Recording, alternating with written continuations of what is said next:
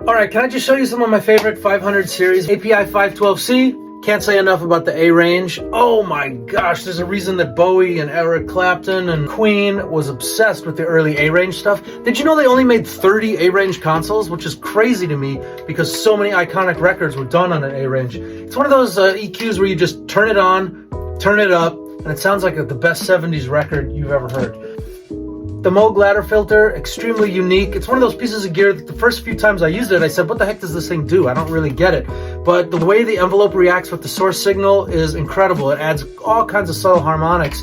Put these on your drum toms and thank me later. I'm telling you, something totally unique for the masses. Can I just tell you, if you're gonna get a Shadow Hills 500 series box, get the Optograph and not the Van de Graaff. Tell me how they put a stereo Optograph in a 2U box and it's supposed to be the same thing. A lot of guys say that the Optograph is warmer, it's sweeter, it's bigger, it's wider sounding. And you know what? I've held them both and they're both the same weight, so that tells you something. The Optograph just has a lot more going on inside of it. It sounds so much better. And I've said it before and I'll say it again. I hate stereo linking compressors.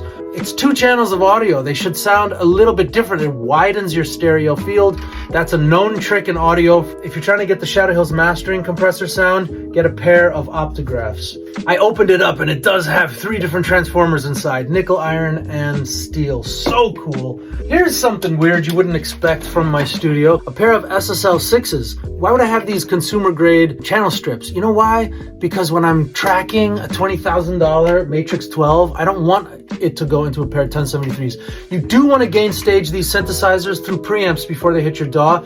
The whole idea is that when you send these into your DAW, you want to capture the original analog sound as clear as you can. You want to keep it clean and serene.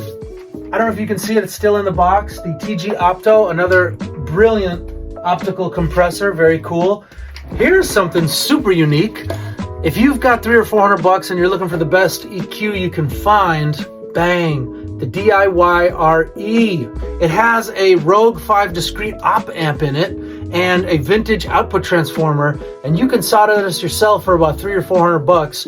And I'm telling you, I've listened to these side by side with the EQP 1s from Pultec. These are the EQP 5s, and these blow them out of the water. And HRK and all these other companies that have copied the color format, nobody does it better. These are the original guys, and their passive EQ, the EQP 5s, are untouchable. I don't care about presentation. Someone comes in and looks at my Pultecs and then sees these little DIYREs next to it. I don't care. These things sound so good. And that's it.